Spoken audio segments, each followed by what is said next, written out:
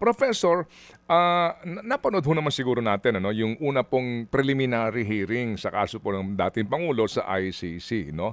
Sinabi nga po dito ni Judge Motok, no, yung today's hearing is neither the start of the trial nor is it a confirmation of charges hearing. No? Ang sinasabi niya, tatlong bagay lang daw po yung napag-usapan nga doon. Okay, the chamber must ensure that the person who was the subject of the arrest warrant has been informed of the crimes of which he is accused. Second, the chamber must ensure that this person has been informed of his rights as recognized by the Rome Statute. And third, the chamber must set a date in which it intends to hold a confirmation of charges hearing. So, yun po ay ang proseso ng ICC. So lalabas po dito, yung hearing on September 23 ay confirmation pa lamang ng charges. Ano pong kahulugan nun, ma'am? Opo, anong kahulugan nun?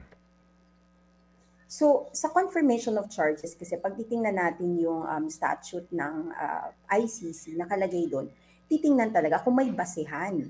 Maglalabas ng ng ebidensya or basis yung prosecutor para ma-confirm yung charges. Ngayon, yung pre-trial chamber, maaari nilang tanggapin, i-confirm yung charges, o pwede rin nilang sabihin na hindi nila i-confirm yung charges.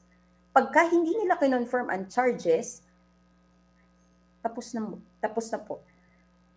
So, ibig sabihin, sa local po na rules of court natin, Professor, ito na po yung pong